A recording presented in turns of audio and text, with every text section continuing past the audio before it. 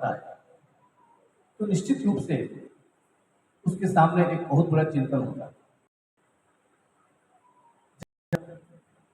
धीरे धीरे अपनी रचनाएं, अपने विचार कहीं छोटे मोटे अखबारों में छपना शुरू होते हैं तो एक मानसिक साहस भी हमें मिलता है।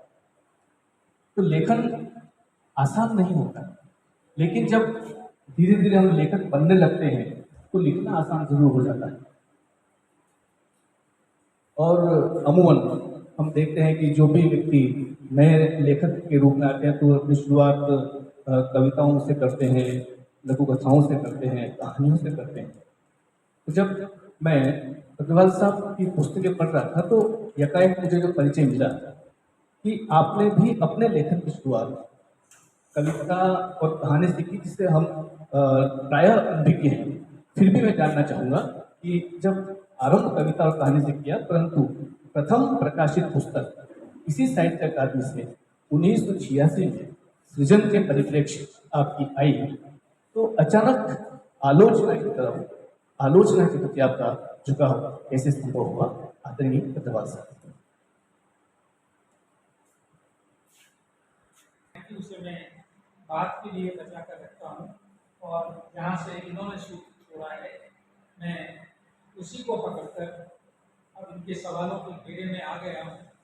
तो कोशिश करता हूँ कि ठीक ठाक कुछ परफॉर्म कर दूँ आपके सामने। मलय जी ने जो सवाल किया उसके लिए मैं थोड़ा सा पीछे जाऊँगा। मेरी पृष्ठभूमि, मेरी पारिवारिक पृष्ठभूमि पढ़ने लिखने की नहीं रही है, साहित्य तो बात की बात है। बहुत सामान्य मेरा परिवार था इसी शहर में, और कहीं भी पढ़ना लिखना मेरे परिवार की योजना में नहीं था। पैतृक व्यवसाय संभालना, लेकिन स्थितियां कुछ ऐसी बनी कि हिंदी में एमए कर लिया और मुझे बहुत अच्छे गुरुजन मिले। आज मेरा सौभाग्य है कि मेरे उन्हीं गुरुजन में से एक डॉक्टर के शर्मा साहब के साथ मुझे बैठने का यहाँ अवसर मिला है। तो इन गुरुजन ने मुझे जो साहित्य के संस्कार दिए, उससे साहित्य के प्रति मेरी रुचि जागृत हुई। और जैसा सामान्य होता है, मेरे कवि मित्र इस बात को अन्यथा न लें, नई कविता के बाद, मुक्त छंद वाली कविता के बाद कविता लिखना बहुत सारे लोगों के लिए बच्चों के खेल जैसा हो गया है। कुछ भी छोटी छोटी पंक्तियां लिख दें, कविता बन जाएगी। तो शायद कोई 2, 4, 5, 10 कविताएं मैंने भी खेल खेल में लिख दी। उस जमाने में छपी भी सही थे कविताओं से मैं कहानी की तरफ आया। 5, 7, 10 कहानियां लिख ली, ये छपी। और लगभग उसी समय मैं राजेंद्र यादव को पढ़ने लगा। राजेंद्र यादव की 2-3 कहानियां, टूटना, जहां लक्ष्मी कैद है, तलवार पंचहजारी, इनको पढ़कर मुझे लगा कि ये कहानियां तो ये होती हैं, मैं जो लिख रहा हूँ वो तो इनके सामने कुछ भी नहीं। और उन कहानियों को पढ़ने के बाद मेरा कहानी लिखना भी बंद हो गया। ये सारी बातें 67-68 की।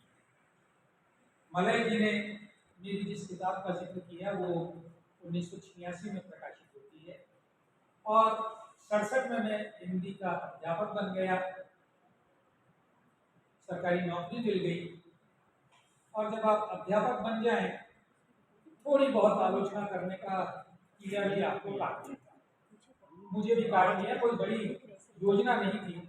मलय जी ने भी बहुत बड़ी बात कही कि लेखक बहुत तो उसके साथ बनता है वगैरह वगैरह। ऐसा कुछ मेरे साथ नहीं हुआ, ना कोई बड़ा करने का भाव मन में रहा। बस ठीक है, पढ़ रहे हैं। और उसी जमाने में 1967 की बात है, उदयपुर से आदरणीय नंद बाबू ने मेरे 2 और गुरुजन मिलकर बिंदु पत्रिका निकाली, और उस बिंदु पत्रिका के पहले अंक के लिए उन्होंने मुझसे एक कविता संग्रह की समीक्षा लिखवाई। मेरे लिए एमए फाइनल के विद्यार्थी के लिए ये बहुत बड़ी बात थी। जितन चतुर्वेदी और प्रकाश आदि जैसे बड़े लोग जिस पत्रिका के संपादक हों, और जिस पत्रिका को बाद में हिंदी की श्रेष्ठतम पत्रिकाओं में से गिना गया, उस पत्रिका के प्रवेशांक में आपको निमंत्रण के साथ प्रकाशित किया जाए। हालांकि उसमें मेरी कोई योग्यता नहीं थी, ये उन दोनों का मेरे प्रति स्नेह। अब मेरे में कोई संभावना, कम से कम मैं तो नहीं जानता कि गई होगी, लेकिन गुरुजन का स्नेह था। उन्होंने शरद श्री राम सिंह के कविता संग्रह की समीक्षा सुबह होने तक, या ऐसा कुछ अंतिम का शीर्षक था, वो लिखवाई। तो शायद कहीं उससे भी मन में ये बीज पड़ गया होगा कि मुझे आलोचना लिखनी चाहिए। ये भी एक बात रही कि डॉक्टर नवल किशोर मेरे बहुत प्रिय गुरु रहे और वे कथा साहित्य के आलोचक थे, तो शायद उनका गुरु होना भी मुझे कथा साहित्य की आलोचना की तरफ ले। एक और बात भी हुई कि इसी बीच मैंने इसी उदयपुर के मोहनलाल सुखाड़िया विश्वविद्यालय से हिंदी में पीएचडी के लिए रजिस्ट्रेशन करवाया, और पीएचडी का जो मेरा विषय था वो स्वातंत्रोत्तर राजस्थान का हिंदी उपन्यास। तो उस शोध कार्य के सिलसिले में बहुत सारे उपन्यास, राजस्थान के लेखकों के उपन्यास पढ़े, कुछ उन पर सोचा, कुछ उन पर लिखा, और थोड़ा बहुत और कुछ लिखा। इन सब चीज़ों को मिलाकर मेरी वो पहली किताब, जैसे कि हर शिक्षक की आकांक्षा होती है कि उसकी एक किताब प्रकाशित हो जाए, राजस्थान साहित्य अकादमी ने 6,000 रुपये का उसके लिए अनुदान दे दिया, जो सीधे प्रकाशक को दे दिया गया, किताब छप गई। तो ऐसे कुछ को धक्का लगता गया और मैं आलोचक बन गया। कोई बड़ी योजना बनना न लगी उसके पीछे नहीं। धन्यवाद सर। किस तरह से आप एक स्वाभाविक तरीके से आप आलोचना की तरफ प्रवृत्त हुए, और बहुत प्रसन्नता होती है कि इस तरीके से व्यक्ति आलोचना विधा को चुनता है और आज एक शीर्ष आलोचक के रूप में आप स्थापित होते हैं। मेरा अगला प्रश्न